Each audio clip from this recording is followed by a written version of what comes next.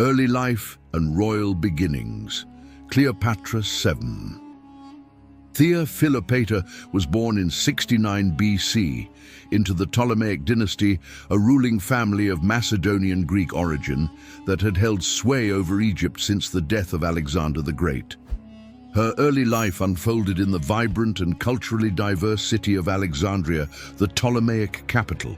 This city was a center of learning and commerce, and Cleopatra's family ruled from the opulent royal palace that overlooked the Mediterranean Sea. Cleopatra's upbringing, though sheltered within the walls of the palace, was marked by a political environment of growing instability. Her father Ptolemy, X12, known as Ptolemy-Oryx, the flute player, had inherited a fragile kingdom. Egypt, despite its ancient glory, was now a shadow of its former self. Its economy was in decline, and its political independence was precariously balanced between the ambitions of its neighbors and the rising power of Rome. The Ptolemaic dynasty itself was also embroiled in internal conflict, and by the time of Cleopatra's birth, the once great family was weakened by infighting and questionable leadership. Ptolemy XII, like many of his predecessors, was more concerned with maintaining his personal wealth and luxurious lifestyle than ruling effectively. His reign was marked by heavy taxation and unpopular policies that created widespread dissatisfaction among the Egyptian populace. Unlike Cleopatra, Ptolemaic rulers generally maintained their Greek cultural identity and had little interest in learning the language or customs of their Egyptian subjects. However, Cleopatra VI would diverge from this tradition in ways that would define her rule and legacy. Despite these challenges, Cleopatra was given an exceptional education, as was customary for the children of royalty. The Ptolemaic court placed a high value on Greek education, and Cleopatra was tutored in a wide range of subjects. She learned Greek and was proficient in many other languages, reportedly speaking as many as 9, including Egyptian, Hebrew, Aramaic, and Latin. This linguistic ability would serve her well in diplomacy and politics later in life, setting her apart from her predecessors who had largely ignored the Egyptian language and culture. Cleopatra's deep interest in Egyptian customs and religion was also unusual for a member of the Ptolemaic dynasty. While most of her forebears had ruled as foreign monarchs, Cleopatra sought to align herself with the traditions of the land she governed. She embraced the role of the living goddess Isis, a powerful symbol in Egyptian religion, and portrayed herself as the embodiment of this deity. This identification with Egyptian culture would help her build loyalty among the native Egyptian population, setting her up as a more legitimate ruler in their eyes than her Greek predecessors. As a child, Cleopatra would have witnessed the opulence of the Ptolemaic court, with its vast libraries, intricate palaces, and vibrant intellectual life. The famous Library of Alexandria, one of the largest libraries of the ancient world, was a central institution in the city, attracting scholars and thinkers from across the Mediterranean. Cleopatra likely grew up surrounded by the greatest minds of her time, including philosophers, scientists, and mathematicians. This intellectual environment shaped her sharp mind and prepared her for the political challenges that lay ahead. However, Cleopatra's early life was also shadowed by political turmoil. Ptolemy XII's unpopular rule made him vulnerable to both domestic unrest and external pressures in 58 BC, following a particularly unpopular decision to hand over Cyprus to Rome. Ptolemy was forced to flee Egypt. After a revolt, he sought refuge in Rome, leaving Cleopatra and her siblings in the hands of the rebels, and Cleopatra's older sister Berenice IV, who seized the throne in his absence. Baron's brief reign is a lesser-known chapter of the Ptolemaic saga, but it played a pivotal role in shaping Cleopatra's early political understanding. While Berenice ruled, she faced opposition from Roman interests and internal factions within Egypt, and her power was constantly under threat. Eventually, with Roman support, Ptolemy XII managed to regain his throne in 55 BC, leading to the execution of Berenice. This brutal act demonstrated the high stakes of AIC politics, where family loyalty was often sacrificed for power. Cleopatra, still a young teenager at the time, likely learned a valuable lesson about the ruthlessness required to survive in such a volatile political landscape after returning to power. Ptolemy XII reigned for a few more years, but his authority remained shaky. His relationship with Rome grew increasingly complicated, as Egypt became more dependent on Roman support to maintain its independence. The Roman Republic, led by powerful generals like Julius Caesar and Pompey, was expanding its influence. Across the Mediterranean and Egypt's wealth and strategic location made it an attractive prize. During these years, Cleopatra began to emerge as a key figure in the Ptolemaic court. As her father's health declined, she took on more responsibilities, preparing herself for the role. She would soon inherit Ptolemy. The 12's reign came to an end in 51 BCE, when he died, leaving his 18-year-old daughter Cleopatra and her 10-year-old brother Ptolemy XIII as co-rulers of Egypt. According to Ptolemaic tradition, the siblings were also required to marry to solidify their joint rule. Thus began Cleopatra's reign, one of the most complex and storied in ancient history from the outset. It was clear that she was no ordinary queen, unlike her brother, who was young and heavily influenced by his advisors. Cleopatra quickly established herself as the dominant figure in the government. She was ambitious, intelligent, and determined to assert her authority. But she faced immediate challenges. Egypt was deeply divided, with various factions vying for control, and the growing presence of Rome loomed large over the country's affairs. Cleopatra's early years as queen were marked by an intense struggle for power. She understood that her position was precarious and that she would have to fight to maintain her grip on the throne. Her relationship with her brother Ptolemy XIII became increasingly strained as his advisors, particularly the powerful eunuch Pothinus, sought to undermine Cleopatra's authority. Panis and his faction resented Cleopatra's independence and her attempts to rule without interference, and they conspired to drive her from power by 49 BCE. Cleopatra had been forced to flee Alexandria as tensions between her and her brother, his supporters, boiled over into open conflict. She sought refuge in the eastern desert, where she began raising an army to reclaim her throne. Cleopatra's decision to wage war against her brother demonstrated not only her determination, but also her understanding of the political dynamics of the time. She knew that she needed a powerful ally to succeed, and she found that ally in Julius Caesar, the Roman general who was rapidly becoming one of the most influential figures in the Mediterranean. The year 48 BCE would prove to be a turning point in Cleopatra's life. Julius Caesar arrived in Egypt following his victory over Pompey in the Roman Civil War. Pompey had sought refuge in Egypt, but he was betrayed and murdered by Ptolemy XIII's advisors in an attempt to win favor with Caesar. However, this move backfired, as Caesar was outraged by the killing of a fellow Roman, and he soon found himself entangled in the dynastic conflict between Cleopatra and her brother. Cleopatra seized this opportunity to align herself with Caesar. According to legend, she famously had herself smuggled into his quarters, rolled up in a carpet or possibly a linen sack to meet him in person. This bold and dramatic gesture not only captured Caesar's attention, but also set the stage for one of the most famous alliances in history. Cleopatra's intelligence, wit, and charm impressed Caesar, and he quickly decided to support her claim to the throne. With Caesar's backing, Cleopatra returned to Alexandria, where a brutal civil war between her forces and those of Ptolemy XIII ensued. The conflict culminated in the siege of Alexandria, during which the city's great library was partially destroyed. In the end, Cleopatra emerged victorious, and Ptolemy XIII drowned in the Nile while trying to flee the battlefield. Cleopatra was now the undisputed ruler of Egypt, though she still had to share power with her younger brother, Ptolemy.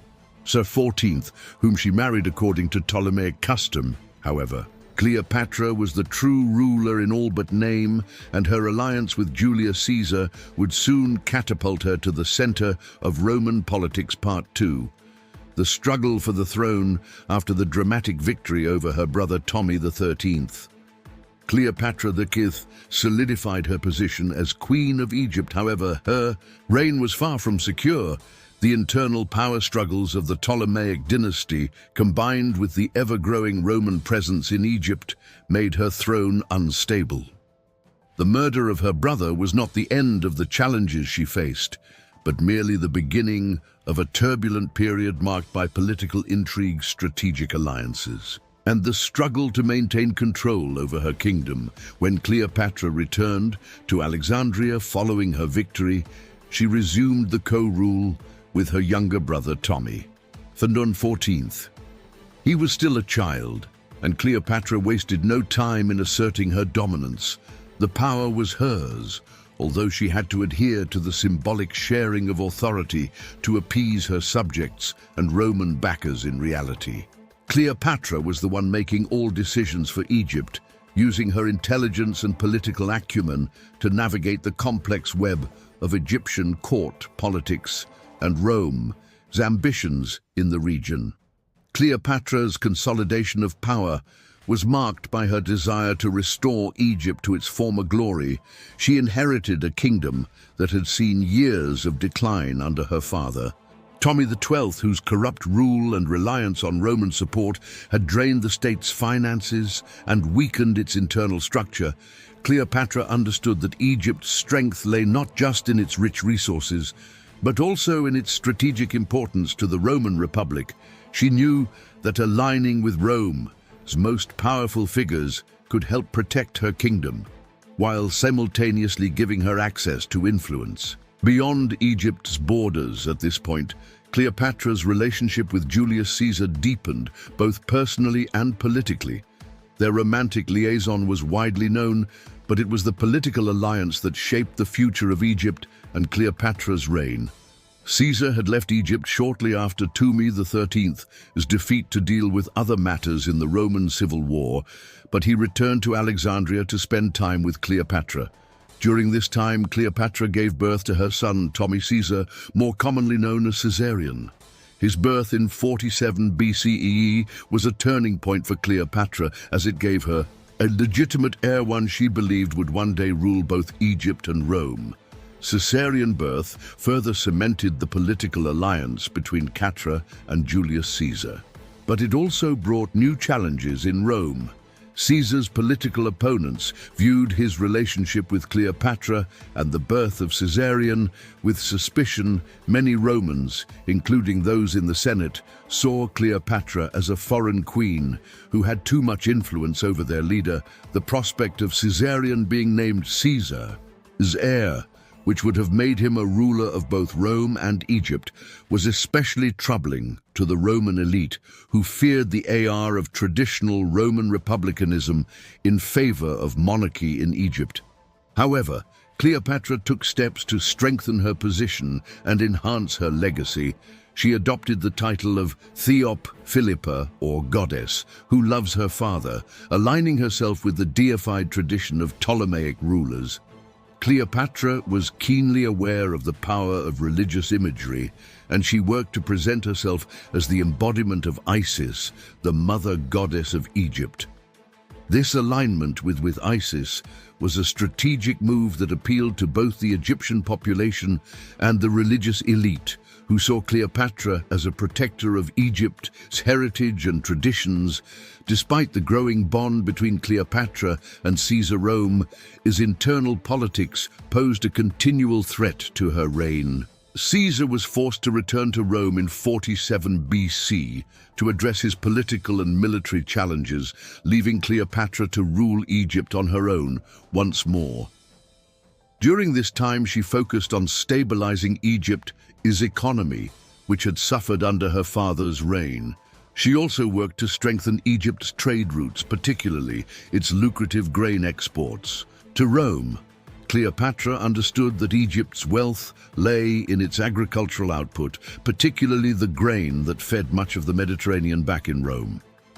Caesar's position was becoming more precarious. In 44 BC, tensions reached their peak when he was assassinated on the Ides of March by a group of Roman senators, including his former allies Brutus and Cassius. The murder of Caesar sent shockwaves throughout the Roman world and had profound implications for Cleopatra, with her strongest ally. Dead Cleopatra, his position became vulnerable once again. Caesarion, the child she had hoped would one day inherit Caesar, his legacy was now seen as a potential threat by the new power brokers in Rome. Cleopatra's initial reaction to Caesar's assassination was one of caution.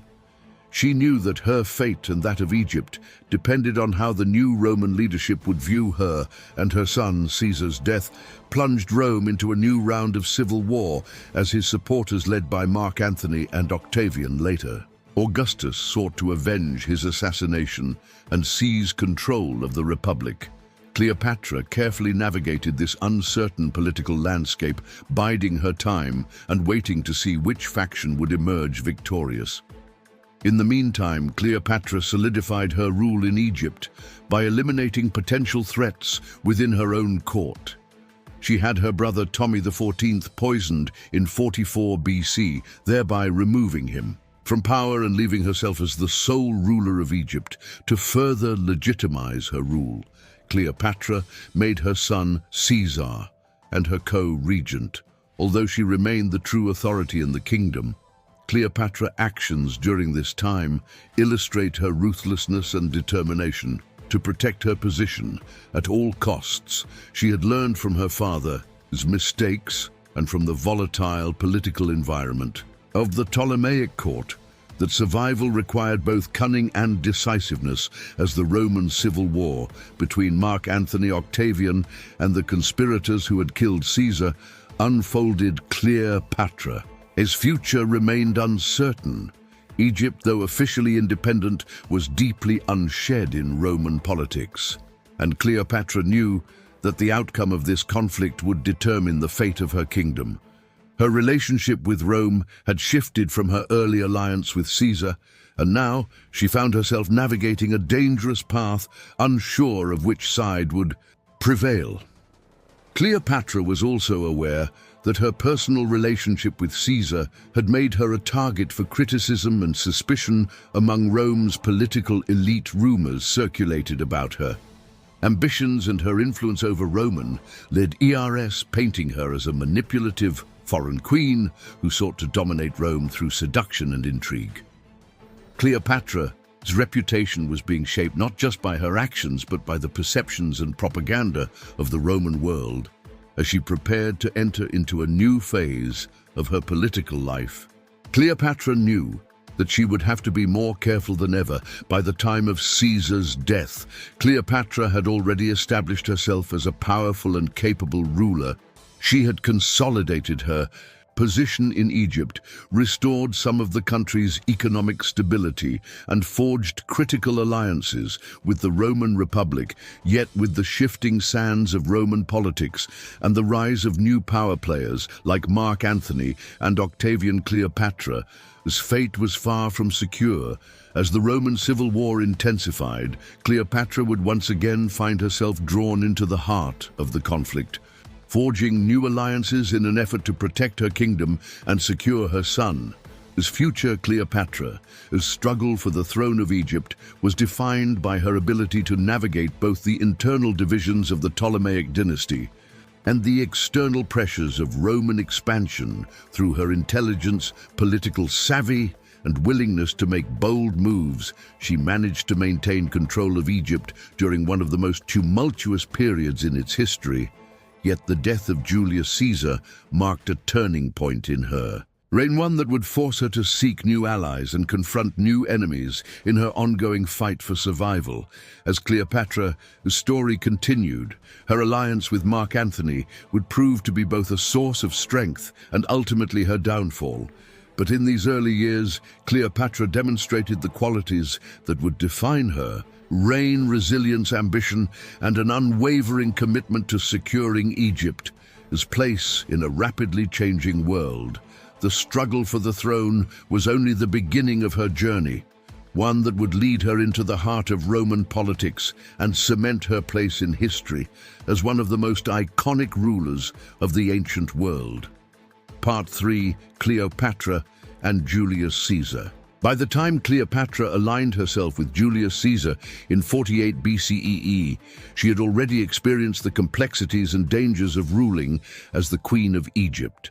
The dramatic events leading to their meeting, the murder of her brother Tommy XIII, the internal strife in the Ptolemaic court, and Cleopatra's forced exile had tested her resolve. Cleopatra knew that her future, as well as that of Egypt, depended on forging strong alliances with Rome. The rising power of the Mediterranean world, her calculated relationship with Julius Caesar, was not only a strategic move, but also a defining moment in both of their legacies. When Cleopatra smuggled herself into Caesar's quarters, famously rolled in a carpet or possibly a linen sack, it was an act of audacity. Cleopatra understood the importance of spectacle and knew that this dramatic gesture would capture Caesar's attention in many ways. This event symbolizes the beginning of Cleopatra's relationship with one of the most powerful men in history, a relationship that would intertwine Egyptian and Roman politics in ways that would shape the destiny of both empires. Cleopatra and Caesar's alliance was rooted in mutual benefit for Cleopatra. Caesar represented a powerful ally who could help her solidify her rule and protect Egypt from external threats, particularly from the growing influence of Rome. For Caesar, Cleopatra was not only an exotic and intriguing figure, but also the ruler of a strategically vital kingdom.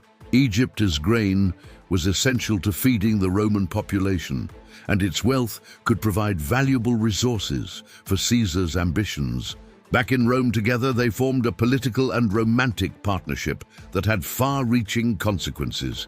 Julius Caesar was a man of immense ambition, and by the time he encountered Cleopatra, he was already engaged in a civil war with his rival.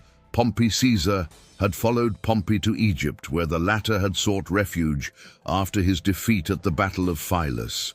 However, Tommy XIII's advisor, in an attempt to curry favor with Caesar, had Pompey assassinated. This act of betrayal angered Caesar, who saw it as an affront to Roman dignity. Despite his enmity with Pompey, when Caesar arrived in Alexandria, Egypt became a battleground. For both Roman and Egyptian interests, Cleopatra, recognizing that Caesar's influence could be the key to reclaiming her throne, sought him out. The famous meeting between the two has been romanticized over the centuries, but in reality, it was likely a highly calculated move on Cleopatra's part. Caesar, impressed by her intelligence, wit, and political acumen, decided to support her claim to the throne. This decision set off a civil war between Cleopatra's forces and those of her brother Tommy XIII, culminating in the siege of Alexandria. The siege was a pivotal moment in Cleopatra's reign.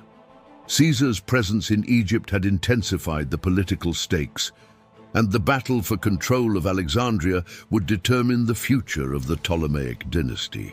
The conflict was fierce, with much of the city caught in the crossfire. During the siege, a portion of the great library of Alexandria was destroyed, a cultural loss that would be felt for centuries.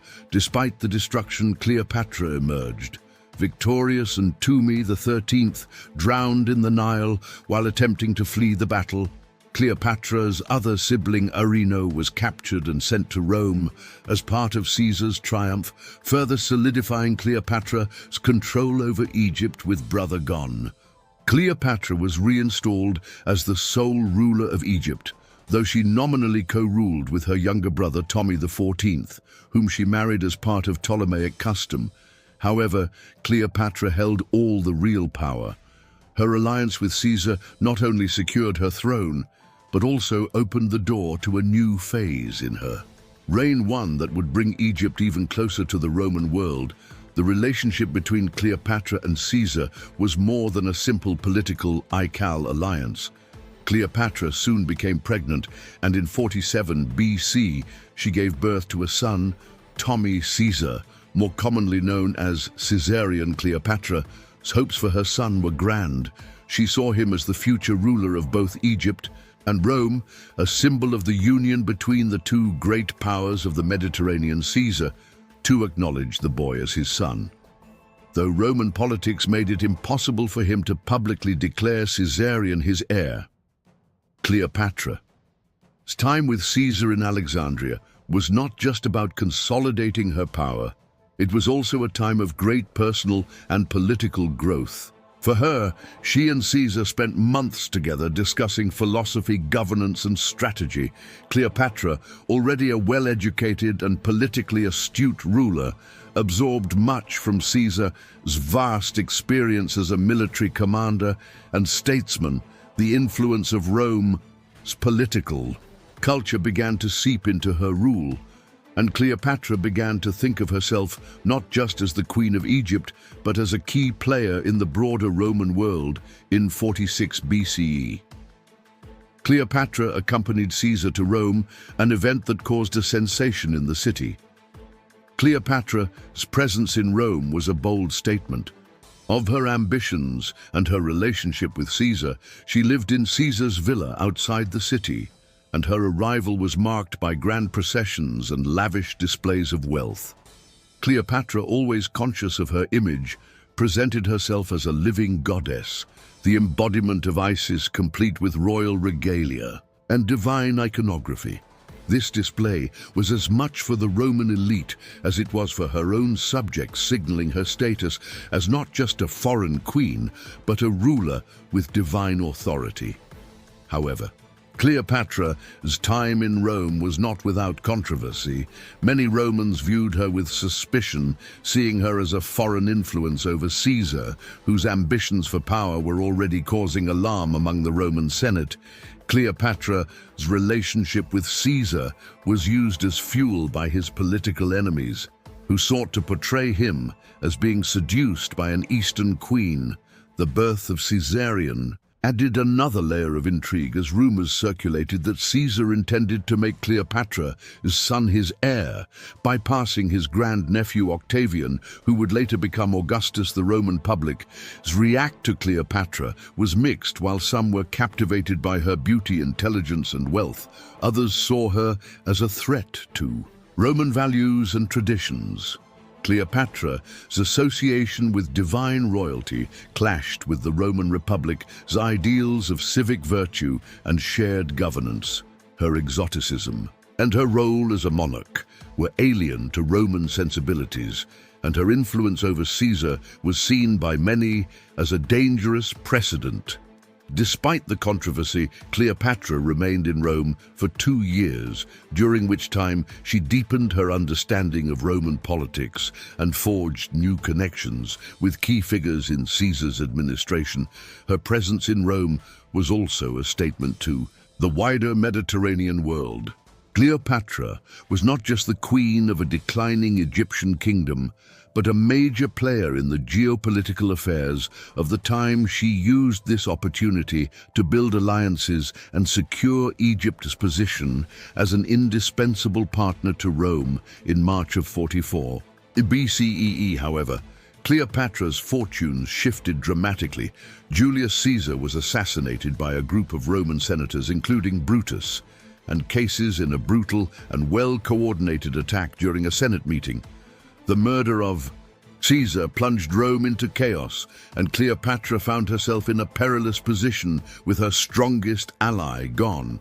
Cleopatra had to navigate the complex and dangerous political landscape that followed Caesar's death.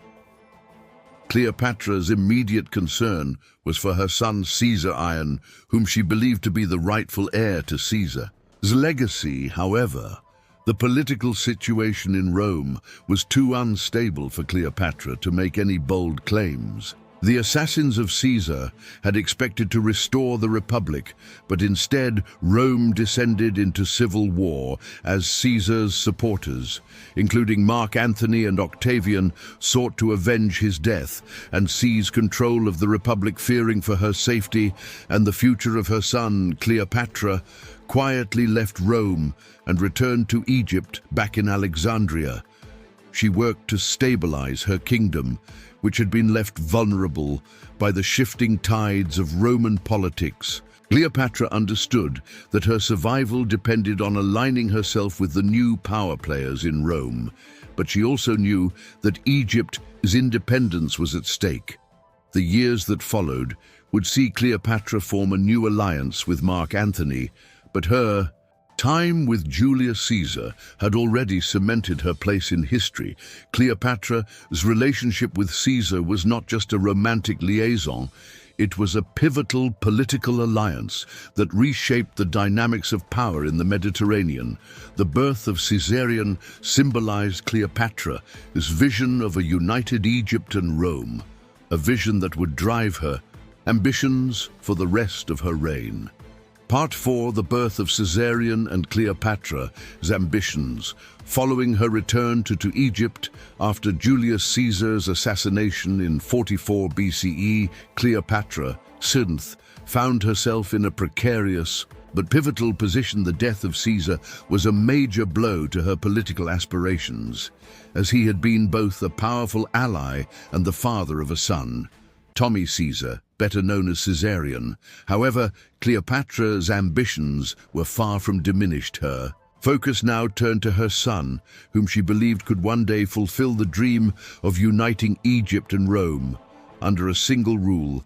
Caesarion was born in 47 BCE during Cleopatra and Caesar's time together in Egypt. From the moment of his birth, Cleopatra saw him as the embodiment of a political future, a symbol of her union with Caesar and the potential for a new era of power in the Mediterranean.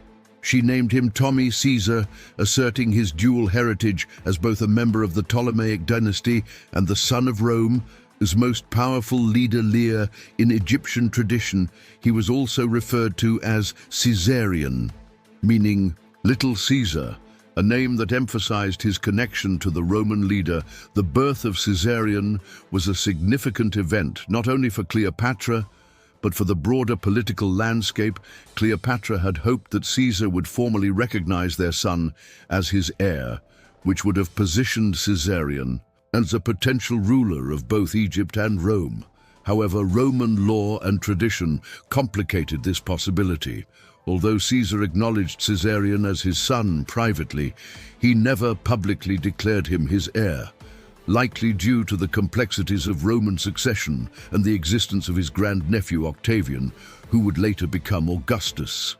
Despite the uncertainty surrounding Caesarion's status in Rome, Cleopatra made it clear that she viewed her son as the legitimate successor to both the Egyptian and Roman thrones in Egypt.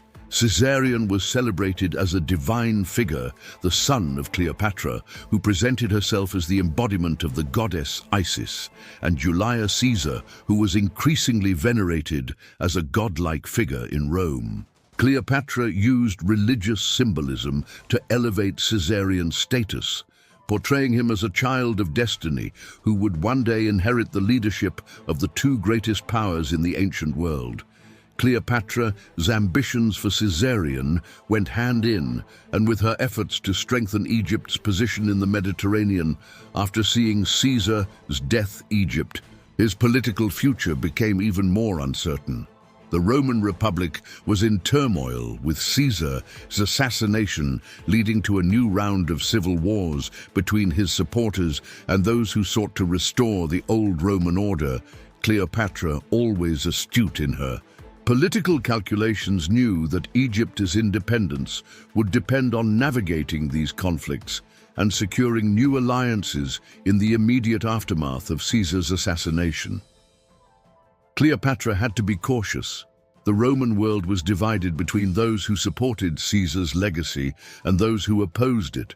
and Cleopatra needed to determine which side would ultimately prevail. She did not rush to involve herself in the Roman civil war, but instead focused on consolidating her power in Egypt and ensuring that her son would be positioned as the future leader of her kingdom. Back in Alexandria, Cleopatra embarked on a series of reforms and public works projects designed to stabilize the Egyptian economy and demonstrate her capacity to rule effectively. Egypt's wealth was derived primarily from its agricultural output, particularly its vast grain fields along the Nile, which fed much of the Mediterranean world. Cleopatra's predecessors had left the kingdom in a state of economic decline, but under her leadership, Egypt began to recover. She improved irrigation systems, reformed the tax structure, and fostered trade relationships with other Mediterranean powers. Cleopatra. His efforts were not only practical but also political. By restoring Egypt, its economic strength, she sought to increase her kingdom's importance to Rome. The grain produced by Egypt was essential to feeding the Roman population, and Cleopatra understood that this economic leverage could be used to protect Egypt's independence. Moreover, she positioned Egypt as a stable and prosperous state amid the chaos of the Roman civil wars, making herself an indispensable ally to whichever faction emerged victorious throughout this period. Cleopatra continued to present herself as a divine ruler, a living goddess who embodied both Egyptian and Hellenistic traditions. Her identification with the goddess Isis was particularly significant. In Egyptian mythology, Isis was the mother of Horus, the god-king who ruled over the heavens and the earth. By aligning herself with Cleopatra, not only reinforced her own legitimacy, but also cast Caesarion in the role of Horus, the rightful heir to the throne. This religious imagery resonated with the Egyptian population, many of whom saw Cleopatra as a protector of their cultural heritage in the face of Roman domination. Despite her focus on domestic affairs, Cleopatra was acutely aware that Egypt's fate was tied to the outcome of the Roman civil wars in 42 B. So the tide of Roman politics shifted decisively when the forces of Mark Antony and Octavian, both of whom were loyal to Caesar, defeated the army of Brutus and Cassius at the Battle of Philippi. This victory marked the beginning of a new political order in Rome, with Mark Antony controlling the eastern provinces and Octavian consolidating power in the west. Cleopatra had met Mark Antony during her time in Rome with Caesar, but their relationship at that time had been purely formal now. However, with Antony in control of Rome, his eastern territories, including Egypt, Cleopatra saw an opportunity to forge a new alliance. Antony, like Caesar, was a charismatic and ambitious leader, and Cleopatra knew that he would be a valuable partner in securing Egypt's future. Moreover, Antony needed Cleopatra's support. Egypt's wealth, particularly its grain supply, was crucial to maintaining the Roman armies in the east, and Cleopatra's political influence could help him solidify his position in the region. In 41, Cleopatra was summoned to Tarsus, a city in present-day Turkey, to meet with Mark Antony. Antony, like many Romans, had heard rumors of Cleopatra's beauty, intelligence, and political savvy, and he was eager to meet her in person. Cleopatra, ever the master of presentation, arrived in Tarsus in a magnificent procession. According to ancient sources, she sailed up the river Cydus on a gilded barge with purple sails, dressed as the goddess Aphrodite. Her attendant, dressed as Cupid, surrounded her, and the entire scene was designed to impress Antony and reinforce Cleopatra's image as a divine ruler. The meeting between Cleopatra and Antony was the beginning of one of history's most famous political and romantic alliances. Antony, captivated by Cleopatra's charm and intelligence, quickly recognized the potential benefits of aligning himself with the Queen of Egypt. Cleopatra, for her part, saw Antony as a powerful ally who could protect her kingdom from Roman domination and ensure Caesarian future as her successor. The two leaders struck up a personal and political relationship that would define the next phase of Cleopatra's reign, Cleopatra's ambitions. For Caesarion was central to her alliance with Antony. She believed that with Antony's support, she could secure Egypt's independence and establish Caesarion as a legitimate ruler, not only in Egypt, but also in Rome. Antony, who had his own designs on expanding his power in the East, was more than willing to support Cleopatra's vision. Together, they envisioned a future where Egypt would play a dominant role in the Mediterranean world, with Caesarion as the heir to both Egyptian and Roman legacies. The birth of Caesarion marked a turning point in Cleopatra's political strategy, no longer content to rule. As a mere Queen Cleopatra now saw herself as the mother of a future dynasty that would unite Egypt and Rome.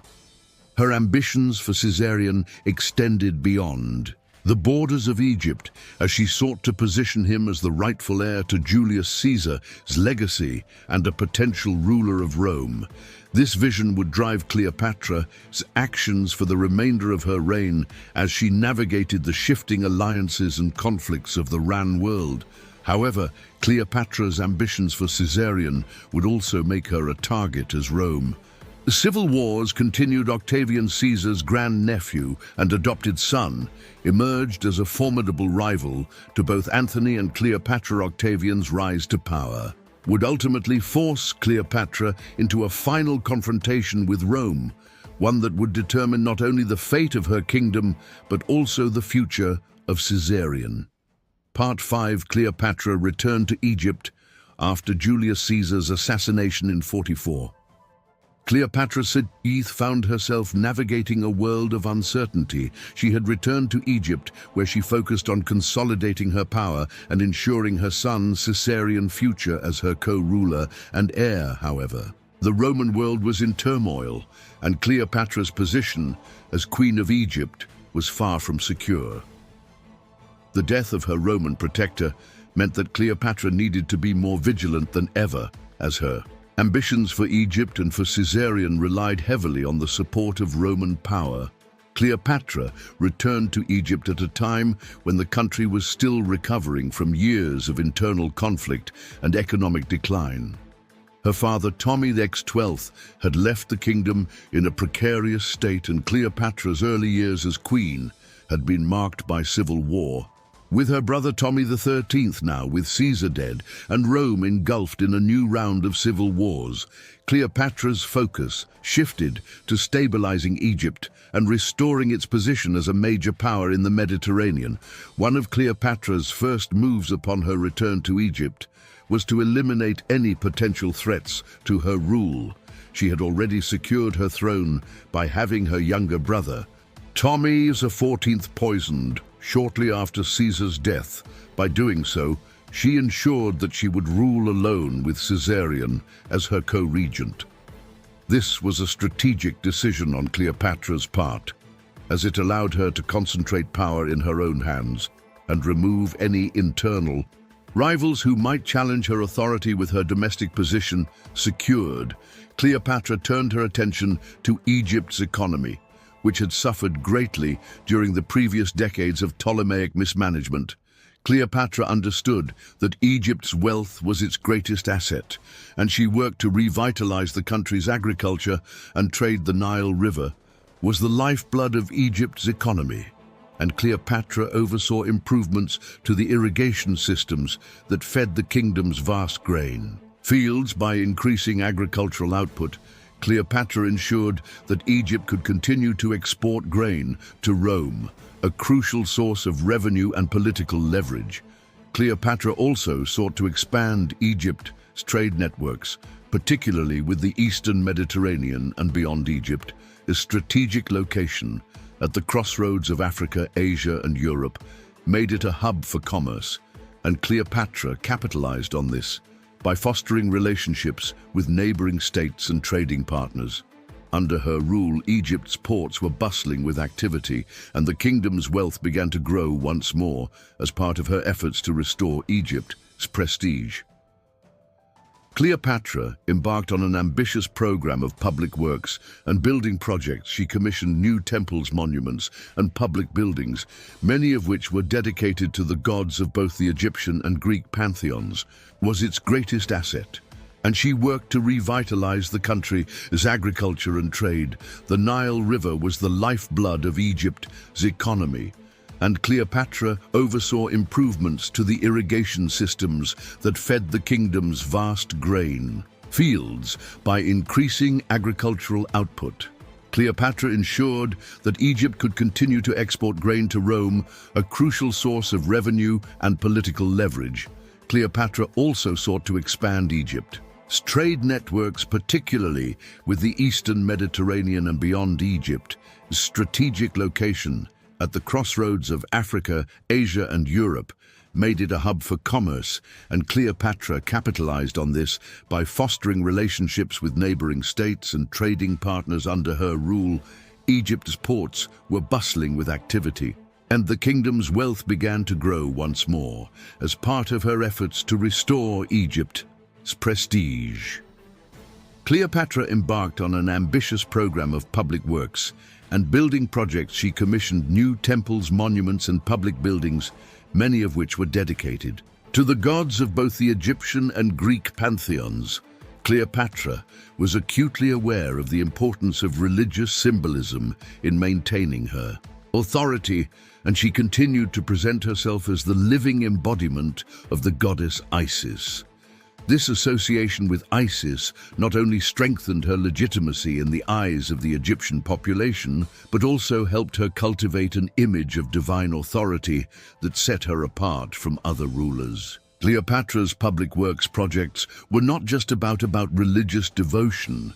They were also a demonstration of her power and wealth by investing in grand structures and public amenities.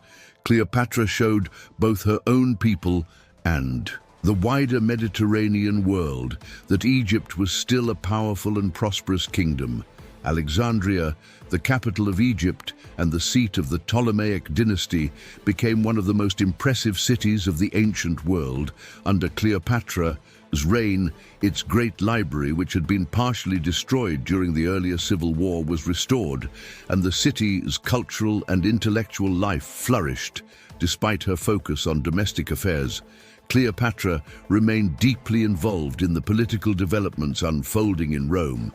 The power struggle between Mark Antony Octavian and the remnants of the faction that had assassinated Caesar was shaping the future of the Roman Republic, and Cleopatra knew that Egypt's fate was tied to the outcome of this conflict. Her relationship with Julius Caesar had given her a deep understanding of Roman politics, and she recognized that aligning herself with the right Roman faction would be key to securing Egypt's independence. In 42, Cleopatra's attention was drawn once again to the Roman Civil War as the forces of Mark Antony and Octavian clashed with those of Brutus and Caesar, the leaders of Caesar's assassins. The decisive Battle of Philippi saw the defeat of Brutus and Caesar, and with their victory, Antony and Octavian became the two most powerful figures in the Roman world. This victory had significant implications for Cleopatra, as it meant that the Roman Republic was now firmly in the hands of Caesar. As loyalists, Cleopatra had met Mark Antony during her time in Rome with Caesar, but their relationship had been purely diplomatic at that point now, with Antony controlling Rome's eastern provinces, including Egypt. Cleopatra saw an opportunity to forge a new alliance. Antony, for his part, was eager to secure the loyalty of Egypt, a wealthy and strategically important kingdom that could provide him with the resources he needed to solidify his power in the East. In the aftermath of the Battle of Philippi, Antony summoned Cleopatra to meet him in Tarsus, a city in the Roman province of Sicily, modern-day Turkey. Cleopatra, always a master of political theater, made her entrance in grand fashion. According to the historian Plutarch, Cleopatra sailed up the Cydnus River in a gilded barge with purple sails, dressed as the goddess Aphrodite. Her attendant were dressed as cupids, and the entire scene was designed to dazzle Antony and reinforce Cleopatra's image as a divine ruler. Antony, who was known for his love of luxury and spectacle, was captivated by Cleopatra's charm, intelligence, and beauty. The two quickly struck up a personal and political relationship that would shape the next chapter of Atra's reign.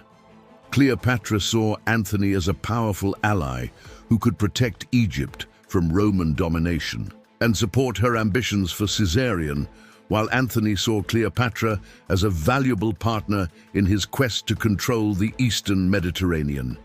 Cleopatra's return to Egypt after her meeting with Antony marked the beginning of a new phase in her reign.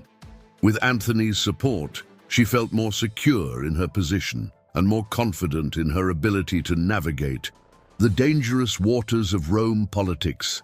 Antony, who was preparing to wage a new campaign in Parthia, needed Egypt's wealth and resources to fund his military ambitions, and Cleopatra was more than willing to provide them in exchange for his political backing. At this point, Cleopatra's ambitions for Caesar Iron were central to her political strategy.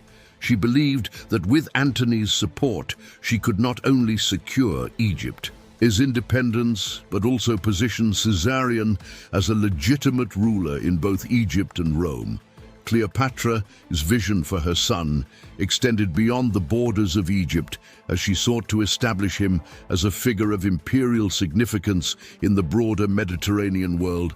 Antony, who had his own designs on expanding his power in the East, was more than willing to support Cleopatra's ambitions as long as they aligned with his own during the years that followed. Cleopatra and Antony deepened their alliance both personally and politically. Antony spent much of his time in Alexandria, where he and Cleopatra enjoyed a lavish and luxurious lifestyle. The two were inseparable, and their relationship became the subject of gossip and intrigue throughout the Roman world. For Cleopatra, this was a golden age of her reign. With Antony by her side, she felt more secure than ever, and Egypt's wealth and influence continued to grow, however. Cleopatra's return to Egypt and her relationship with Antony also set the stage for her eventual downfall, while Cleopatra was focused on strengthening her position in the East. Octavian was consolidating his power in the West. The alliance between Antony and Cleopatra would soon come into conflict with Octavian's ambitions, and the rivalry between Antony and Octavian would lead to one of the most dramatic confrontations in ancient history, the Battle of Actium. But for now, Cleopatra's return to Egypt marked a period of relative stability and prosperity. Her political acumen, coupled with her ability to forge powerful alliances, allowed her to maintain control over her kingdom and pursue her ambitions for Caesarion. Cleopatra's reign during these years was characterized by a delicate balance of diplomacy, economic reform, and cultural patronage, all of which helped to secure Egypt's place as a major power in the Mediterranean. As Cleopatra looked to the future, she knew that the challenges ahead would be daunting. The Roman world was in flux, and her relationship with Antony, while providing immediate benefits, also exposed her to new risks. Nevertheless, Cleopatra remained determined to protect her kingdom and her son's future. Even as the political winds of Rome shifted around her, Part 6, Cleopatra and Mark Antony, by 41. Cleopatra was at the height of her power, ruling Egypt with a firm hand and securing her kingdom's future. With careful diplomacy and alliances, her meeting with Mark Antony in Tarsus that year was a defining moment in her reign, marking the beginning of one of the most famous political and romantic alliances in history. Cleopatra and Antony's relationship would soon change the course of the ancient world, drawing Egypt further into the turmoil of Roman politics and setting the stage for confrontation with Rome's future emperor Octavian. Cleopatra and Antony were an unlikely pairing. In many ways, Antony, a Roman general known for his charisma and love of luxury, had been a loyal supporter of Julius Caesar. He was one of Caesar's key allies in the years leading up to his assassination, and after Caesar's death, Antony became one of the three men who formed the Second Triumph, a ruling alliance that divided control of the Roman Republic between himself, Octavian, and Marcus Aemilius Lepidus. Antony's domain included the eastern provinces of the Roman Empire, making his alliance with Egypt and Cleopatra particularly important for Cleopatra. Aligning with Antony offered a means of securing Egypt's independence. In the face of growing Roman influence, she had witnessed the destructive power of Roman politics firsthand during her time with Julius Caesar, and she knew that her kingdom's survival depended on maintaining a strong alliance with the dominant forces in Rome. Antony, with his control over the eastern provinces and his ambitions for expansion, was the perfect ally. But their relationship was not purely political. Antony, captivated by Cleopatra's intelligence, wit, and charm, quickly fell in love with the Egyptian queen.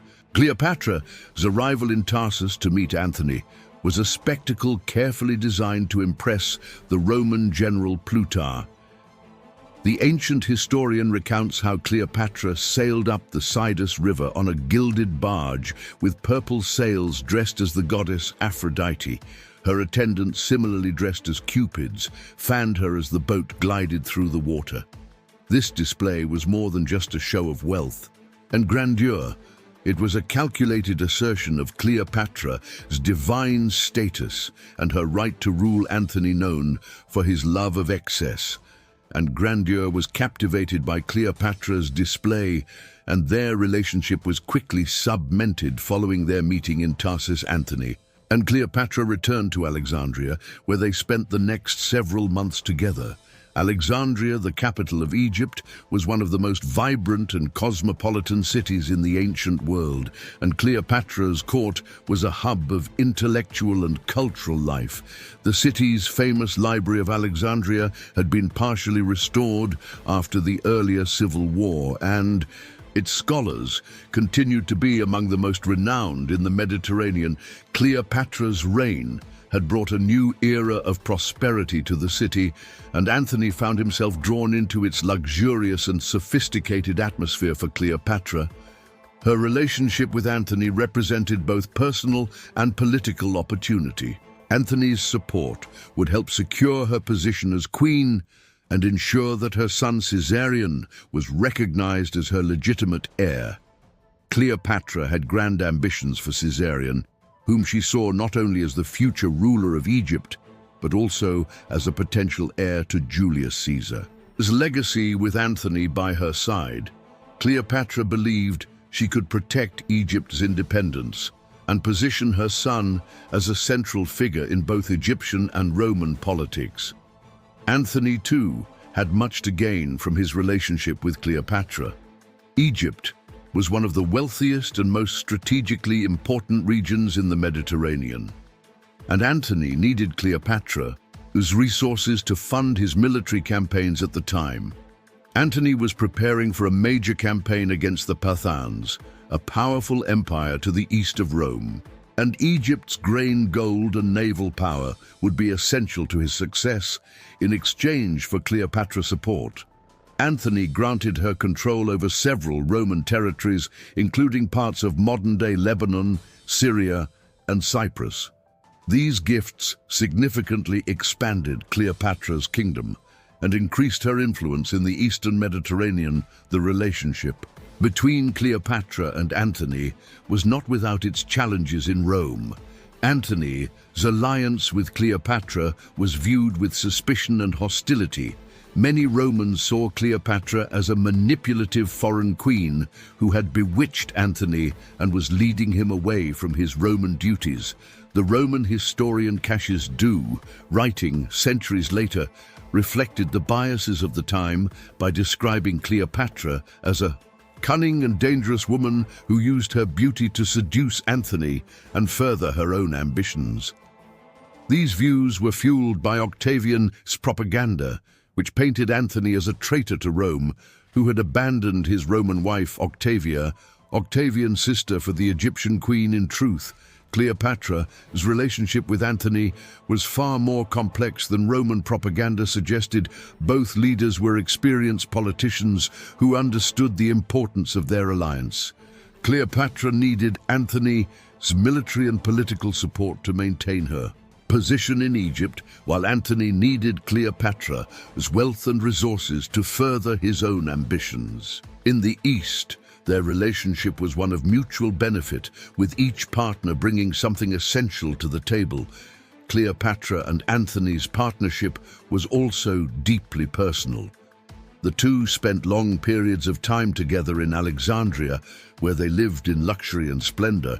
According to Plutarch, they formed a private society called the Inimitable Livers, a group of friends and courtiers who spent their days feasting, drinking, and enjoying the pleasures of life.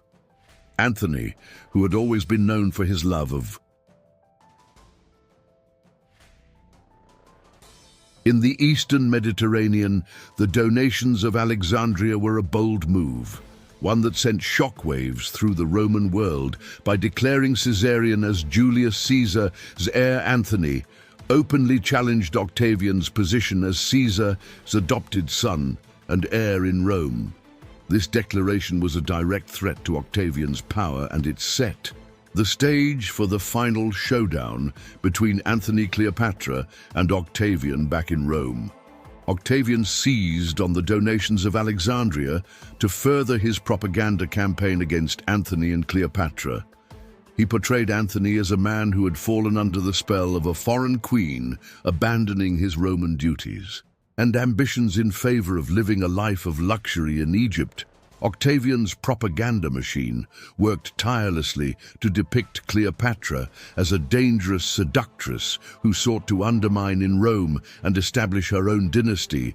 These depictions played on Roman fears of foreign influence and the idea that Antony had become Egyptianizing his back on Roman values. The tensions between Antony and Octavian continued to grow, and by 32 BCE, it was clear that a final confrontation was inevitable. Cleopatra, ever the strategist, prepared for the coming conflict by building up Egypt's navy and strengthening her defenses. She knew that Antony's fortunes were tied to hers, and that the outcome of the war would determine not only her future, but also that of Egypt and Caesar. As the conflict between Antony and Octavian escalated, Cleopatra remained at Antony's side, providing him with the resources he needed to wage war. The two were inseparable, and Cleopatra's role in the coming conflict would prove to be critical. However, their alliance, while strong, would soon be tested by the might of Octavian forces and the relentless propaganda campaign that had turned much of the Roman world against them. Cleopatra and Antony's relationship was one of the most iconic and controversial in ancient history. Their love affair, combined with their political ambitions, reshaped the power dynamics of the ancient Mediterranean and set the stage for the dramatic events that would follow as the world watched. Cleopatra and Antony prepared to face Octavian in a battle that would determine the fate of Egypt, Rome, and their own legacies. Part 7. The alliance between Egypt and Rome. As Cleopatra and Mark Antony's relationship deepened in the years following their fateful meeting in Tarsus. Their alliance reshaped the political landscape of the Mediterranean world. By 34 BCE, their partnership had reached its peak, marked by the grand ceremony known as the Donations of Alexandria, which publicly declared their ambitions to unite the Eastern Mediterranean under their rule. However, this alliance would not go unchallenged. The Roman world, particularly Octavian Caesar's adopted heir, viewed the growing power of Cleopatra and Antony as a direct threat to Roman authority. The Donations of Alexandria were a bold and audacious move by Antony and Cleopatra. In this ceremony, which took place in Alexandria, the couple presented themselves and their children as the rulers of the Eastern Mediterranean. A symbolic division of the Roman Empire that was intended to elevate Cleopatra's dynasty Antony officially declared Cleopatra the Queen of Kings, giving her and their children dominion over territories such as Cyprus, Crete, Syria, and parts of Asia Minor, most significantly Caesarion. Cleopatra's son by Julius Caesar was proclaimed King of Kings and was presented as the rightful heir to both Egypt and Rome. The political implication of the donations was staggering. Antony's public recognition of Caesarion as Julius Caesar's son and heir directly challenged the legitimacy of Octavian Caesar's adopted son and heir in Rome. This act effectively positioned Caesarion, a half-Egyptian child, as a rival to Octavian's claim to power. The Roman elite, who had already been suspicious of Antony's relationship with Cleopatra, now saw this as an open act of defiance against Roman authority. For Cleopatra, the donations of Alexandria represented the culmination of her long-standing ambitions for Egypt and her son. From the moment Caesarion was born, Cleopatra had envisioned a future in which he would rule not only Egypt, but also inherit his father's legacy in Rome. The ceremony was not just a display of wealth and power, but also a declaration that Cleopatra and Antony intended to create a new world order, one in which their dynasty would dominate the Eastern Mediterranean. However, Cleopatra's grand vision for the future was immediately met with fierce opposition from Octavian in Rome. Octavian used the donations as further evidence that Antony had abandoned his Roman roots and was now completely under Cleopatra's influence. Octavian, his propaganda machine, which had already been working tirelessly to paint Cleopatra as a dangerous foreign queen, seized on this opportunity to discredit both Antony and Cleopatra in the eyes of the Roman public. Octavian was a master of propaganda, and he framed the donations as a betrayal of Rome's values. He accused Antony of giving away Roman territories to a foreign queen and her children, an act that played into Roman fears of foreign domination and the erosion of the Republic. Octavian also stoked concerns that Cleopatra intended to establish a Hellenistic monarchy in the Eastern Mediterranean with herself, and Caesarion at its head, effectively reducing Rome's influence in the region. In addition to his propaganda campaign, Octavian took direct political action against Antony and Cleopatra. In 32, he persuaded the Roman Senate to formally declare war on Cleopatra. The war was not officially framed as a conflict between Antony and Octavian, as Octavian was careful to present Antony as a victim of Cleopatra's manipulation. Instead, the Senate declared war on Cleopatra, portraying her as a foreign enemy of Rome who had snared one of its leaders. This declaration of war allowed Octavian to mobilize Roman resources against Egypt while keeping the conflict framed as a defense of Roman sovereignty. Cleopatra, ever the strategist, recognized the growing threat posed by Octavian and began preparing Egypt for war. She knew that Antony's forces combined with Egypt's wealth and military resources would be crucial in the coming conflict. Cleopatra oversaw the construction of a powerful fleet, as control of the Mediterranean would be essential in the battle against Octavian's forces. Egypt's navy, which had long been a formidable presence in the region, was expanded and modernized under Cleopatra's direction.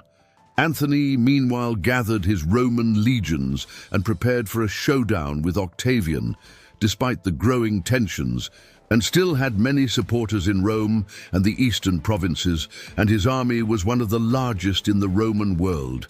However, the cracks in Antony's alliance with Rome were beginning to show. Many of Antony's supporters were uncomfortable with his close relationship with Cleopatra and the increasing influence she wielded over him. These concerns, combined with Octavian's propaganda, caused some of Antony's allies to defect to Octavian's side, further weakening Anon's position. The final confrontation between Antony, Cleopatra, and Octavian came in 31 at the Battle of Actium.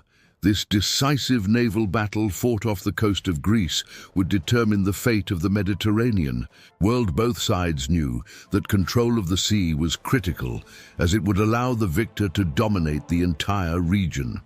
Cleopatra's fleet, one of the largest and most formidable in the Mediterranean, played a central role in the battle. As the battle began, it quickly became clear that Octavian's forces, commanded by his brilliant general Agria, were better organized and more strategically prepared. Despite Antony, his large army and fleet, Octavian's navy gained the upper hand early on Cleopatra, who had brought her fleet to support. Antony found herself in a difficult position as the battle turned against them. Cleopatra made the fateful decision to draw her ships from the fight and retreat to Egypt. Antony, upon seeing Cleopatra's retreat, abandoned the battle and followed her, leaving his forces leaderless. The retreat from Actium was a disastrous blow to Antony and Cleopatra. Its cause their forces were decimated and their political and military support collapsed in the wake of their defeat. Octavian's victory at Actium marked the beginning of the end for Antony and Cleopatra. With their fleet destroyed and their armies in disarray, they fled back to Alexandria to prepare for the inevitable Roman invasion back in Alexandria. Antony and Cleopatra faced the reality that their dream of ruling the Eastern Mediterranean was now over. Antony, deeply shaken by the defeat at Actium, fell into despair. His relationship with Cleopatra, once a source of strength and ambition, began to unravel. As the two faced the consequences of their failed alliance, Antony's remaining supporters abandoned him, and many of Egypt's allies also turned against Cleopatra, recognizing that Octavian's victory was now inevitable. Cleopatra, however, refused to give up even in the face of overwhelming odds. She began fortifying Alexandria and preparing for a final stand against Octavian. She reached out to potential allies in the east, hoping to gather enough support to launch a counterattack, but it was clear that Octavian's forces were too strong. Cleopatra's hopes for saving her kingdom and her son's future were rapidly slipping away as Octavian's army approached Alexandria. Antony made one last attempt to rally his remaining forces. However, his efforts were in vain. Many of his soldiers, recognizing the futility of their situation, defected to Octavian's side. Antony, heartbroken by the collapse of his once powerful army and the loss of his political ambitions, fell on his sword in a final act of despair. According to legend, Antony died in Cleopatra's arms, a tragic end to their once great alliance with Antony dead. Cleopatra knew that her own fate, as well as that of Egypt, now lay in Octavian's hands. Octavian entered Alexandria in 30, and Cleopatra attempted to negotiate with him. She hoped to secure her son Caesarion safety and perhaps even preserve some degree of autonomy for Egypt. However, Octavian had no intention of allowing Cleopatra or Caesarion to survive as potential threats to his rule. He planned to take Cleopatra back to Rome as a captive, where she would be paraded in his triumph as a symbol of his victory over Egypt. Cleopatra, ever the master of strategy, knew that her capture would mean humiliation and defeat. She refused to allow herself to be displayed as a trophy of war in Octavian's triumph. In one final act of defiance, Cleopatra took her own life, reportedly by allowing an asp, a venomous snake, to bite her. The exact circumstances of her death remain shrouded in mystery. But ancient sources agree that Cleopatra died on her own terms, refusing to be taken as a captive by Rome. With Cleopatra's death, the last queen of Egypt was gone, and the Ptolemaic dynasty came to an end. Egypt was absorbed into the Roman Empire, and Octavian, now Augustus, became the first emperor of Rome. Caesarion, Cleopatra's son and the last hope for the continuation of her dynasty, was captured and executed by Octavian's orders. Cleopatra's dream of a united Egypt and Rome with Caesarion as its ruler died with her. Part 8. The propaganda war against Cleopatra. As Cleopatra's death and Mark Antony's relationship deepened and their political power in The Eastern Mediterranean grew. A powerful and coordinated propaganda campaign against them took shape in Rome, led by Octavian. This campaign played a crucial role in turning the Roman people against Antony and Cleopatra, framing their alliance as a direct threat to Rome's traditional values and governance. This propaganda war was not just about politics. It was also deeply personal, as Octavian sought to undermine Antony's legitimacy as a Roman leader, while portraying Cleopatra as a manipulative foreign queen who had seduced Antony into betraying his own people. The seeds of this propaganda campaign were stubborn shortly after the donations of Alexandria in 34 BCE, when Antony publicly recognized Caesarion as Julius Caesar, son and heir for Octavian, who had been named Caesar's adopted son and heir. This was a direct challenge to his authority. The implications of Antony's actions were clear. If Caesarion was officially recognized as Caesar, is true, heir Octavian's own position would be weakened. Octavian wasted no time in using this act to rally support against Antony and Cleopatra. In his portrayal of Antony, Octavian sought to distance him from his Roman identity, painting him as a man who had fallen under the corrupting influence of Cleopatra and Egypt in Octavian's narrative. Antony was no longer a noble Roman general, but a weak-willed man who had been seduced by a foreign queen and her lavish lifestyle. Octavian supporters in the Roman Senate and media spread rumors that Antony had become Egyptianizing the values of Rome in favor of Eastern decadence. This image of Antony as a man who had lost his Roman virtues was central to Octavian's campaign to the Roman public. The idea of Antony, once a celebrated general, forsaking his Roman identity was alarming. Roman society prided itself on discipline, frugality, and martial valor, all qualities that Antony had once embodied. However, through Octavian propaganda, Antony was now depicted as a man who had traded these virtues for the luxuries of Egypt, indulging in a life of heathenism alongside Cleopatra.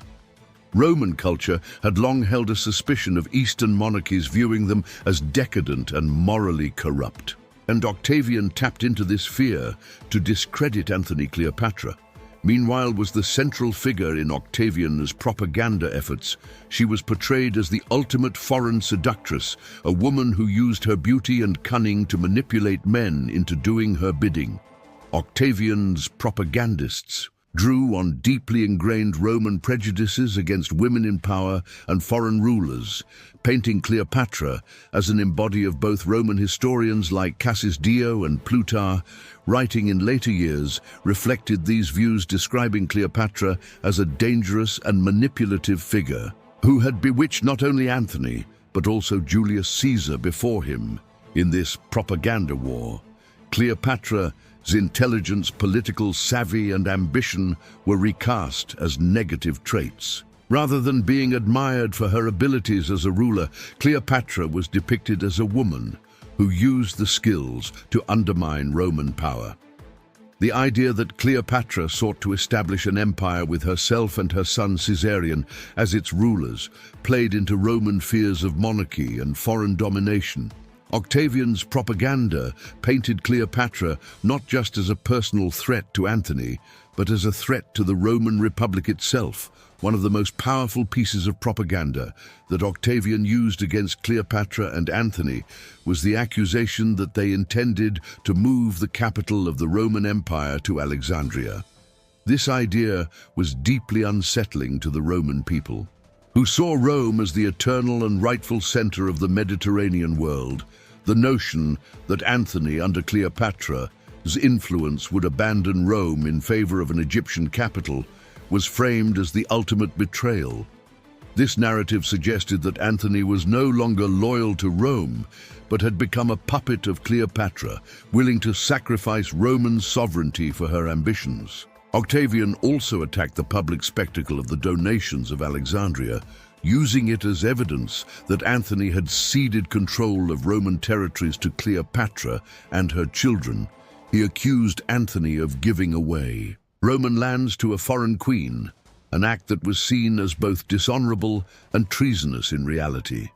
The territories that Antony granted Cleopatra were largely symbolic, and the lands were already under his control as part of his eastern provinces. However, Octavian's framing of this act resonated with the Roman public, many of whom viewed Cleopatra's growing power. With suspicion, the propaganda against Cleopatra was not just about politics, it also had a deeply personal dimension. Octavian's sister Octavia had been married to Mark Antony as part of a political alliance between the two men, but Antony's abandonment of Octavia for Cleopatra became a key point in Octavian's campaign. Roman society valued the institution of marriage and the role of the Roman matron, and Octavia was widely regarded as the epitome of Roman womanhood. Loyal, modest, and dutiful Octavian portrayed Antony's rejection of Octavia as a betrayal of traditional Roman family values, contrasting Octavia's virtues with Cleopatra's supposed seductiveness and moral corruption. Octavian's portrayal of Cleopatra as a manipulative and dangerous foreign queen was effective in shaping public opinion. Cleopatra became a symbol of everything that Rome feared about the East: its perceived decadence, its absolute monarchies, and its challenge to Roman republicanism.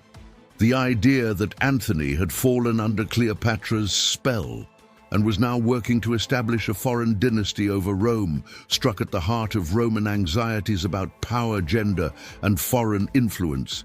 In contrast to Antony's increasingly tarnished reputation, Octavian worked to present himself as the true defender of Roman values.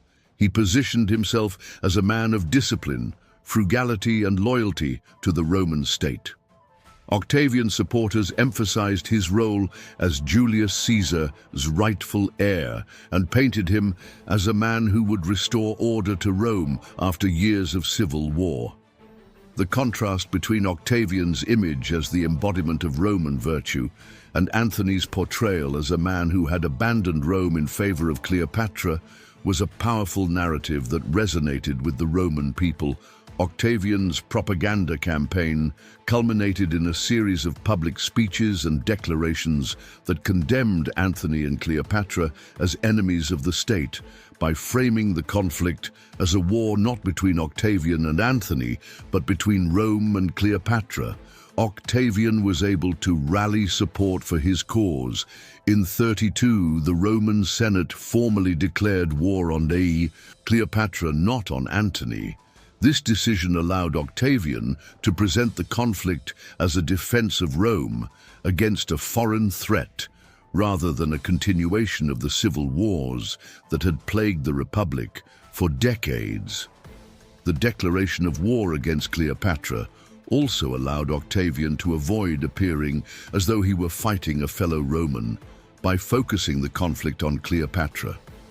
Octavian could sidestep the uncomfortable reality that he was engaging in a power struggle with Antony, who was still seen by many as a legitimate Roman leader. This framing of the war as a conflict between Rome and Egypt, between the values of the Republic and the decadence of the East, was a masterstroke of political strategy. Cleopatra, for her part, was well aware of the propaganda campaign being waged against her. She understood that Octavian's portrayal of her as a dangerous foreign queen was shaping Roman public opinion, and that her position was becoming increasingly precarious. Nevertheless, Cleopatra remained determined to protect her kingdom and her son's future. She continued to build up Egypt's defenses, particularly its navy, in preparation for the inevitable conflict with Octavian's forces in the years leading up to the final confrontation. Cleopatra and Antony maintained a lavish and opulent court in Alexandria, which only added fuel to Octavian's propaganda efforts. Stories of their luxurious lifestyle and extravagant feasts circulated in Rome, reinforcing the image of Antony and Cleopatra as out-of-touch rulers who had abandoned Roman values. These accounts, whether true or exaggerated, played into the narrative that Octavian was carefully constructing, that Antony and Cleopatra represented a corrupt and foreign threat to the Republic, as the propaganda war raged on the stage was set for the final military confrontation between Octavian's forces and those of Antony. And Cleopatra, the Battle of Actium fought in 31 BC, would determine the outcome of this long-running conflict. But before the swords were drawn and the ships engaged, the real battle had already been fought in the hearts and minds of the Roman people, where Octavian's propaganda had successfully turned the tide. Against Antony and Cleopatra Part 9, the Battle of Actium by 31, the tension between Octavian and the alliance of Cleopatra Duth and Mark Antony had reached its breaking point. The propaganda war orchestrated by Octavian had successfully turned much of the Roman populace against Antony, portraying him as a Roman who had abandoned his homeland for the luxuries of Egypt, all under the seductive influence of Cleopatra. However, the ultimate resolution would not come through words, but through one of the most famous naval battles in history, the Battle of Actium. The conflict between Octavian and Antony was not simply a power struggle between two Roman generals. It was framed as a battle for the soul of the Roman Republic. For Octavian, the battle represented his opportunity to secure his position as the dominant ruler of Rome and eliminate any rivals for Cleopatra and Antony. The battle was a fight for survival, a last stand to preserve their political ambitions and defend Egypt's independence.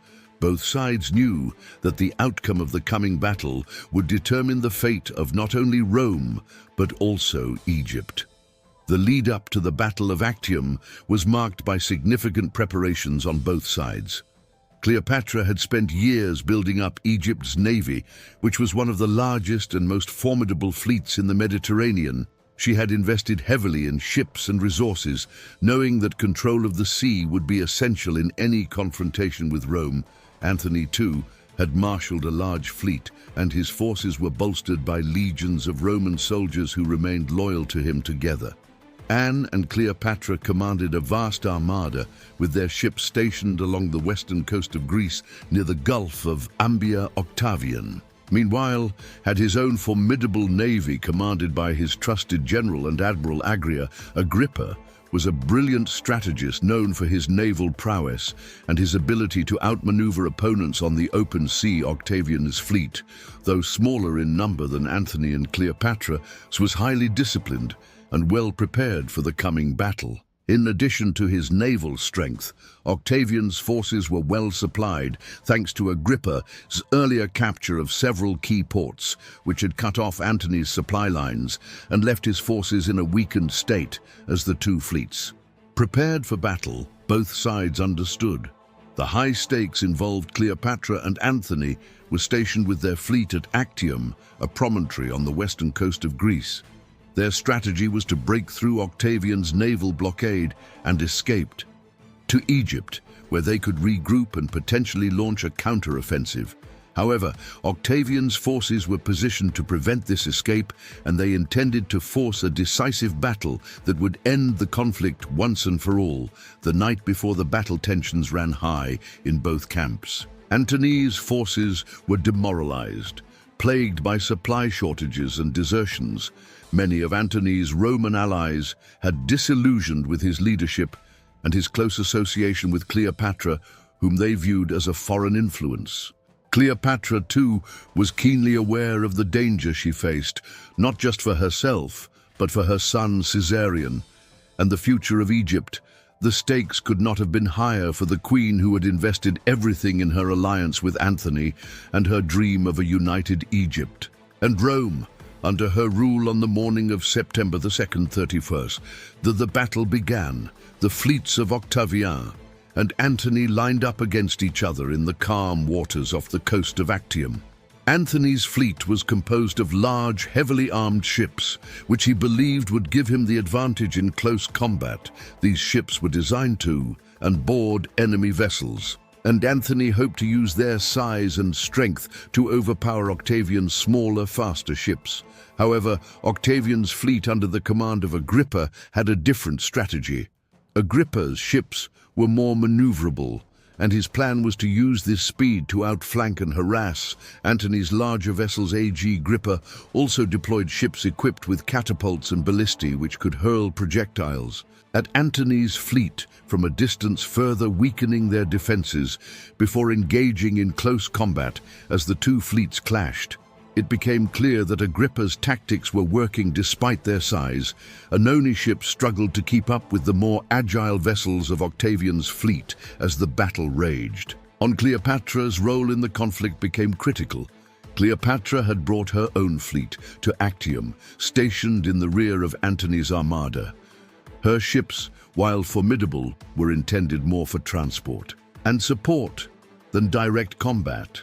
Nevertheless, Cleopatra's presence at the battle was symbolic of the close political and personal alliance between her and Antony. The two had agreed that if the battle went poorly, they would attempt to flee back to Egypt, where they could regroup and continue the fight. As Agrippa's fleet began to gain the upper hand, a crucial moment occurred, sensing that the battle was turning against them. Cleopatra made the fateful decision to withdraw her fleet from the conflict. With little warning, Cleopatra's ships raised their sails and began to retreat from the battle, heading for the open sea. Antony, upon seeing Cleopatra's retreat, was thrown into confusion. Some accounts suggest that Antony may have misinterpreted Cleopatra's retreat as a signal to flee, while others indicate that he simply could not bear the thought of abandoning her. Whatever the reason, Antony made the impulsive decision to leave. The battle and follow Cleopatra-Antony's abandonment of the battle was a disaster for his forces. His fleet, now leading, quickly fell into disarray. Octavian's navy pressed the advantage, capturing or destroying many of Antony's ships. What had begun as a tightly contested battle ended in a rout with Antony's forces decisively defeated. The Battle of Actium was over, and Octavian had emerged victorious. The defeat marked the beginning of the end for Antony and Cleopatra, who had pinned their hopes on the battle as their last chance to turn the tide in their favor. As Cleopatra and Antony fled back to Egypt, their political and military support crumbled around them. The defeat at Actium shattered Antony's credibility among his Roman allies, many of whom had already grown disillusioned with his leadership. Cleopatra, too, found herself increasingly isolated. Egypt's political stability had long depended on its alliances. With Rome and with Octavian now firmly in control, Cleopatra's position as queen was more precarious than ever. Octavian wasted no time in capitalizing on his victory with the defeat of Antony's fleet. Octavian was now the undisputed leader of Rome, and he turned his attention to Egypt. Octavian's propaganda machine continued to portray Cleopatra as the main antagonist, framing the conflict as a war against a foreign queen who had sought to undermine Rome's power. With his fleet victorious, Octavian prepared to march on Alexandria, determined to bring an end to Cleopatra's reign and incorporate Egypt into the Roman Empire back in Alexandria. Cleopatra and Antony faced the grim reality of their defeat. Antony, devastated by the loss at Actium and the collapse of his political support, fell into despair. His once powerful army had been decimated, and his Roman allies had either defected to Octavian or abandoned him. Antony's relationship with Cleopatra, which had been built on mutual ambition and political necessity, began to fray under the weight of their defeat. Antony's final days were marked by a sense of hopelessness as he prepared for the inevitable arrival of Octavian's forces. Cleopatra, however, remained defiant. Even in the face of overwhelming odds, she began preparing Alexandria for a final stand against Octavian's invasion. She reached out to potential allies in the east, hoping to gather enough support to resist Octavian's forces. Cleopatra also fortified the city's defenses, building up her remaining naval and military strength in anticipation of the coming siege for Cleopatra.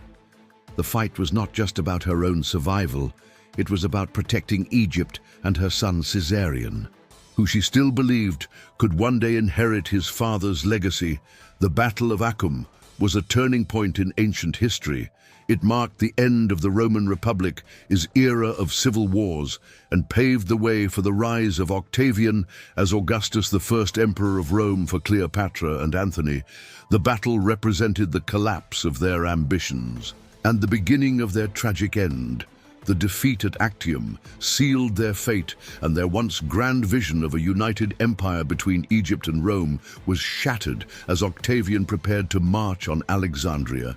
Cleopatra's world was rapidly unraveling. The queen who had once commanded one of the most powerful and wealthy kingdoms in the Mediterranean now faced the prospect of total defeat and the end of a dynasty. Yet even in these final moments, Cleopatra's determination to protect her kingdom and her son's future would drive her actions, leading to a dramatic and defiant conclusion. Part 10. The fall of Alexandria after the crushing defeat of the Battle of Actium in 31 BC. Cleopatra II and Mark Antony returned to Alexandria, knowing that the war was not yet over, but realizing that their hopes for victory were rapidly fading.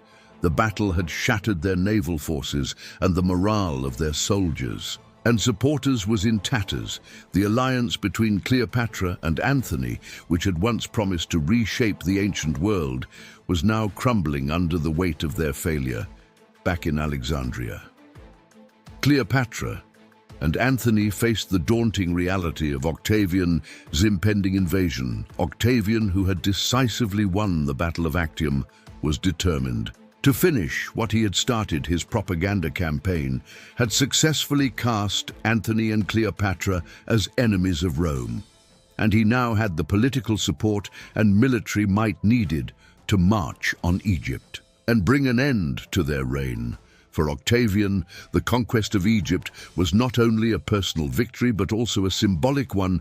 By defeating Cleopatra, he would be cementing his power as the ruler of Rome and eliminating the last vestiges of the Roman Republic's civil wars. Cleopatra, ever the strategist, knew that Alexandria's days were numbered. However, she was not ready to surrender. Cleopatra began fortifying the city's defenses, rallying her remaining forces and reaching out to potential allies. She still harbored some hope that help might arrive from distant Eastern allies, but the reality was that most of her former supporters had either defected to Octavian's side or were too weak to offer meaningful assistance. Nevertheless, Cleopatra refused to give up her main priority. Now was to protect her son Caesarion and secure his future as the legitimate heir to both Egypt and Rome. Antony, on the other hand, was falling into a deep depression. The defeat at Actium had broken his spirit, and he struggled to maintain the confidence of his remaining troops. Many of Antony's supporters had already abandoned him, and those who remained were disillusioned by his leadership. Antony's relationship with Cleopatra, which had once been a source of strength and ambition for both of them, was now strained. Their once shared vision of a united Egypt and Rome had crumbled, and the weight of their impending defeat was taking its toll on both of them as Octavian's forces advanced on Egypt. Antony made one last attempt to rally his troops. He called upon his remaining soldiers to prepare for a final stand against Octavian's legions, but his efforts were in vain. Many of Antony's soldiers were exhausted, demoralized, and unwilling to continue fighting. Knowing that Octavian's forces were far superior and that their chances of victory were slim, many of Antony's men defected to Octavian's side or simply deserted Antony. Once a celebrated Roman general found himself isolated and increasingly powerless as Octavian's army drew closer to Alexandria. Antony and Cleopatra made preparations for the city's defense. Cleopatra, ever resourceful, fortified the city and made sure that her fleet was ready to engage Octavian's forces if necessary. She continued to hope that some miracle or unexpected development might turn the tide in their favor. But she also knew that that time was running out. Octavian, his reputation as a skilled military strategist preceded him, and Cleopatra understood that the forces she and Antony could muster would be no match for Octavian's well-organized and disciplined army by the summer of 30 BC. Octavian had reached the outskirts of Alexandria Cleopatra, and Antony prepared for a final confrontation, but it quickly became clear that their defenses would not hold.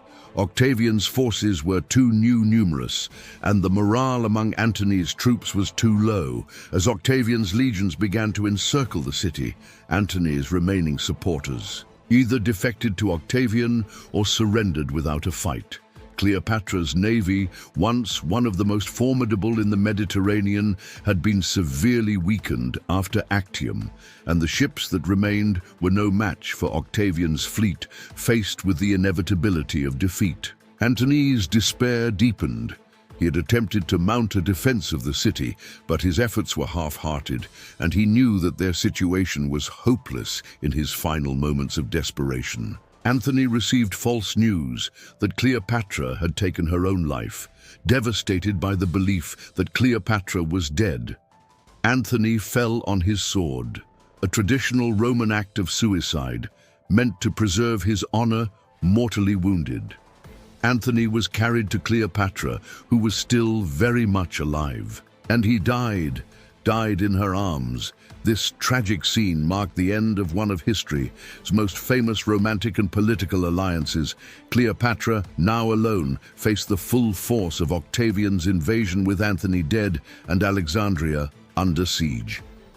Cleopatra, whose options were limited. Octavian, who had entered the city triumphantly, was eager to capture Cleopatra and bring her back to Rome. As part of his victory celebration, he planned to parade her through the streets of Rome as a symbol of his triumph over Egypt and as a final demonstration of his power. Cleopatra, however, had no intention of allowing herself to be taken as a captive or used as a political trophy. Cleopatra's immediate concern was the fate of her sunken. She knew that Octavian would see Caesarion as a threat, given his lineage as the son of Julius Caesar. Cleopatra's dream had always been for Caesarion to inherit both Egypt and Rome. But now that dream was in ruins. In a last-ditch effort to protect her son, Cleopatra arranged for Caesarion to flee Egypt, hoping that he might find refuge in a distant land and survive Octavian's purge. However, her efforts would ultimately be in vain.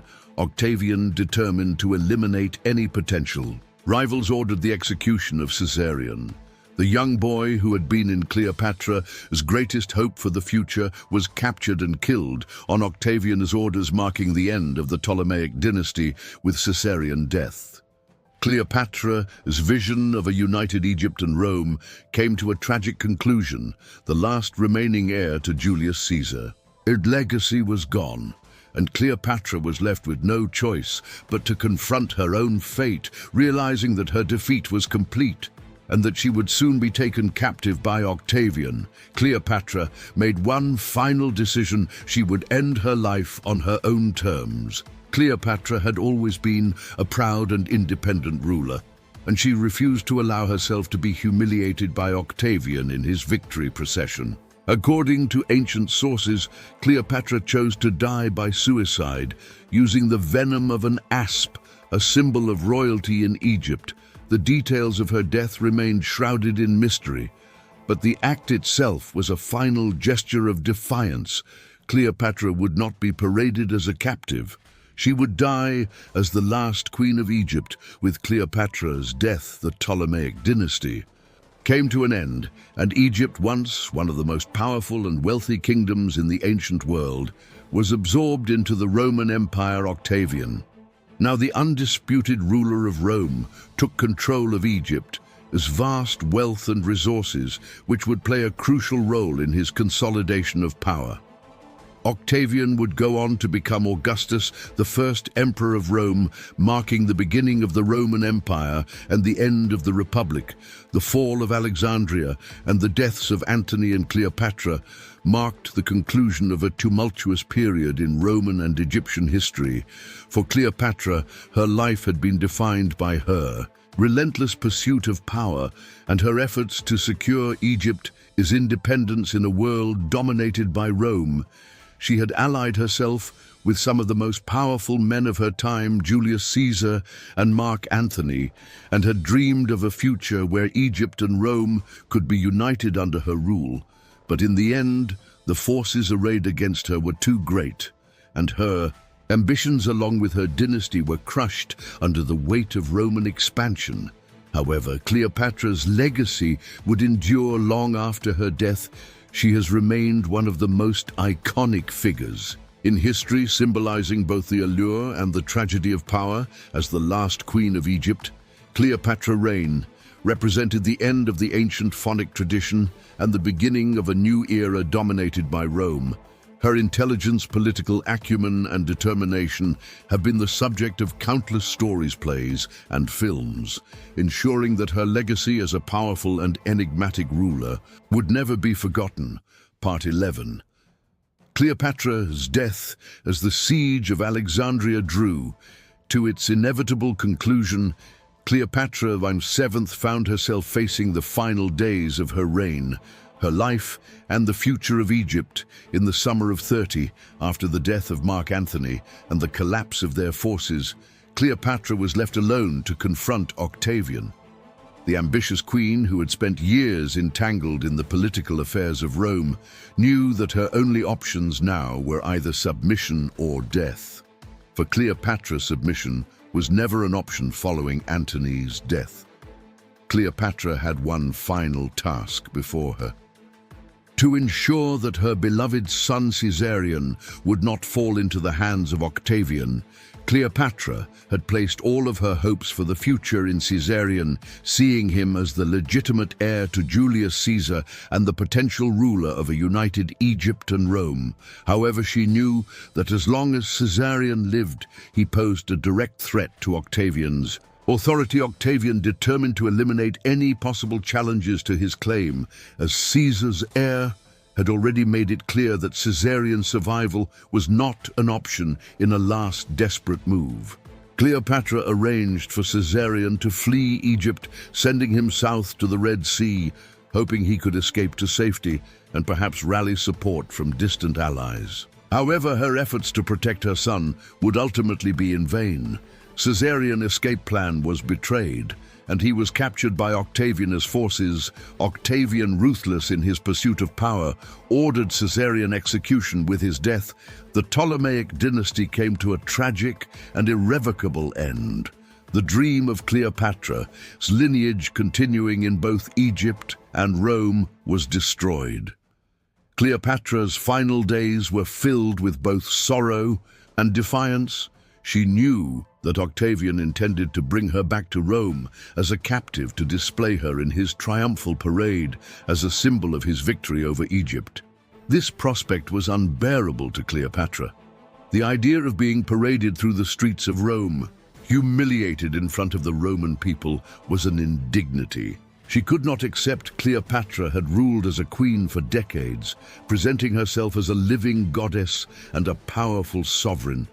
She had fought to preserve Egypt's independence and her own status as a ruler to be reduced to a spectacle in Rome. Victory celebrations was something she would never allow, determined to die on her own terms. Cleopatra began making preparations for her death. According to ancient sources, Cleopatra sent a request to Octavian to meet with him in person. She likely hoped that she could negotiate some terms for herself or her children's future, but Octavian, ever the pragmatic politician, saw little reason to grant her any concessions. He visited Cleopatra in Alexandria, where the once great queen, now facing the of her reign, made one final appeal for mercy. However, Octavian remained cold and unmoved by her pleas. Cleopatra, understanding that there was no hope of mercy from Octavian, turned to her final act of defiance. She would choose how and when she would die, denying Octavian the satisfaction of taking her alive. According to some ancient accounts, Cleopatra had long planned for this moment, ensuring that she had access to the means to end her life. When the time came, the most famous version of Cleopatra's death involves the use of an asp, a venomous snake whose bite could deliver a swift and relatively painless death, that was a symbol of royalty in ancient Egypt, and Cleopatra's choice to use it in her death was both symbolic and practical. The exact details of Cleopatra's death remain the subject of debate among historians. The classical sources, including Plutarch, and cases to describe how Cleopatra, after receiving word that Octavian was about to seize her, took refuge in her tomb. There she dressed herself in her finest royal attire, preparing for her final moments as the Queen of Egypt.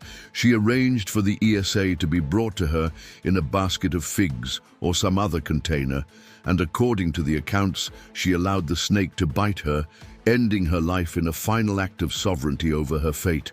Other accounts suggest that Cleopatra may have used a different method of suicide, such as poison, which was more readily accessible to her.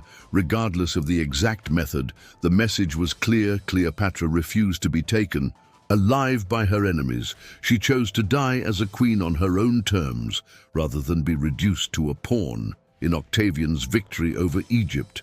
With Cleopatra's death, the last remnants of the Ptolemaic dynasty and the ancient Egyptian phonic tradition came to an end when Octavian's soldiers arrived at Cleopatra's tomb. They found her already dead, lying peacefully in her royal garments with the ASP by her side. Cleopatra's final act had deprived Octavian of the opportunity to parade her as a captive in Rome, but it also sealed her fate as one of history's most enigmatic and powerful figures.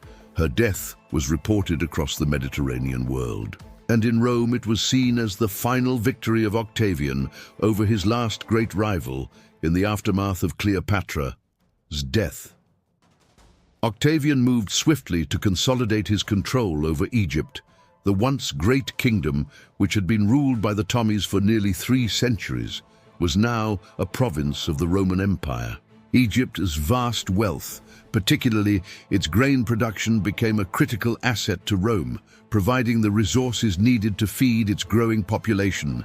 And military Octavian's conquest of Egypt solidified his position as the most powerful man in the Roman world, and in 27 he would be declared Augustus, the first emperor of Rome, marking the beginning of the Roman Empire. Cleopatra's legacy, however, would endure long after her death as the last pharaoh of Egypt. Cleopatra's life and reign came to symbolize the end of an era. She was the last in a long line of pharaohs who had ruled Egypt for millennia, stretching back to the time of the pyramids. Her death marked the final chapter of the ancient Egyptian civilization as an independent power. From this point on, Egypt would be ruled by foreign powers, first by Rome, and later by Byzantium, the Arabs, the Ottomans, and the British. In the centuries that followed, Cleopatra became one of the most famous and romanticized figures in history. Her intelligence, political acumen, and defiance in the face of overwhelming odds ensured that she would be remembered not only as a ruler, but also as a symbol of the complexities of power in the Western imagination. Cleopatra became the archetype of the exotic and powerful queen, a figure whose beauty and allure were matched only by her ambition and cunning. However, beyond the myths and legends, Cleopatra was a capable and shrewd leader who navigated some of the most treacherous political waters of her time. In modern times, Cleopatra's legacy has been re-examined by scholars and historians who have sought to peel away the layers of Roman propaganda and understand her as a ruler in her own right. While much of what we know about Cleopatra comes from Roman sources, which were often hostile to her, recent studies have highlighted her achievements as a stateswoman, a diplomat, and a leader who sought to protect her kingdom. In a world dominated by Roman imperialism, Cleopatra's death marked the end of Egypt as an independent kingdom.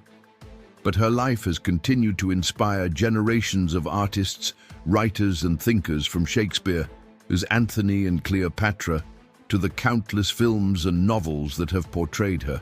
Cleopatra's story remains a powerful testament to the allure and complexity of power, ambition, and legacy as the last queen of Egypt. Cleopatra's reign was a unique blend of Greek and Egyptian traditions, a bridge between the ancient and the classical worlds. Her life was a story of political intrigue, romance and tragedy, and her death ensured that she would remain a legendary figure for millennia to come. Part 12. Cleopatra's legacy. The death of Cleopatra in 30 BCE marked the end of an era, not only for Egypt, but also for the ancient world.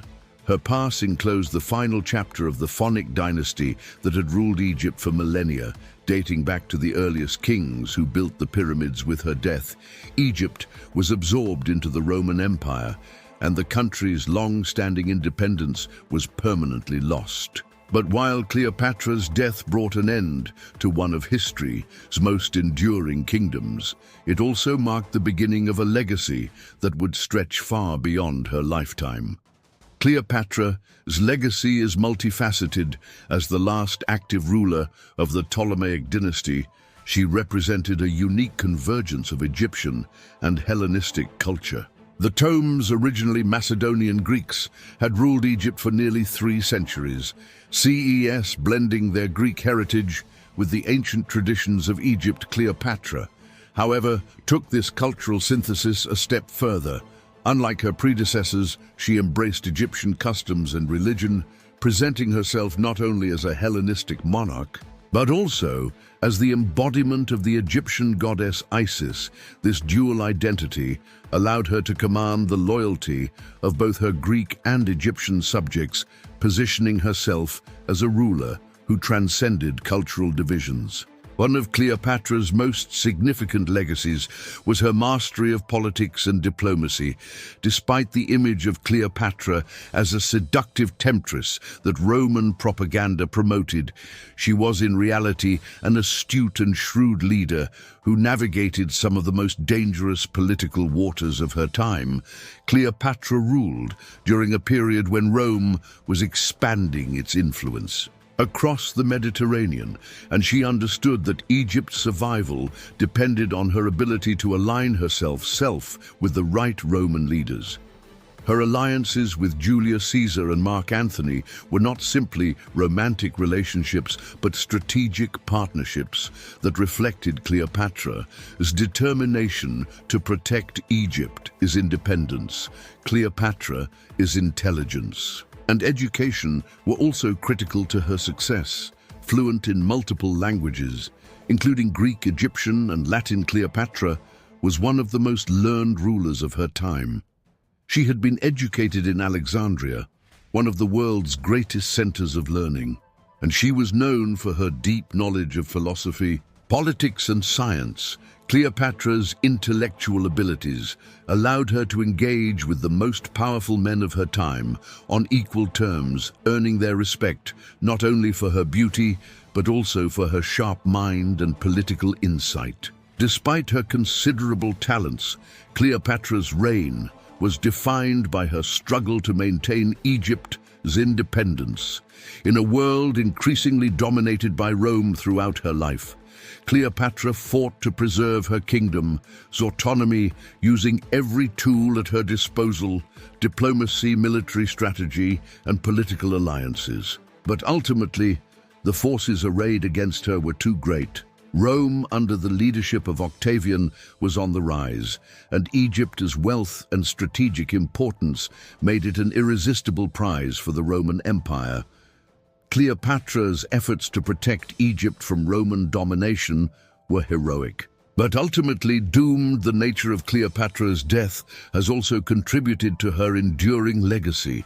By choosing to take her own life rather than submit to the humiliation of being paraded through Rome as a captive, Cleopatra ensured that she would be remembered as a proud and defiant ruler who refused to be reduced to a political pawn. Her death by suicide, often depicted as a dramatic scene involving an asp, became a symbol of her sovereignty and control over her fate in taking her life. Cleopatra denied Octavian the final triumph over her, asserting her agency even in her last moments in the centuries following her death.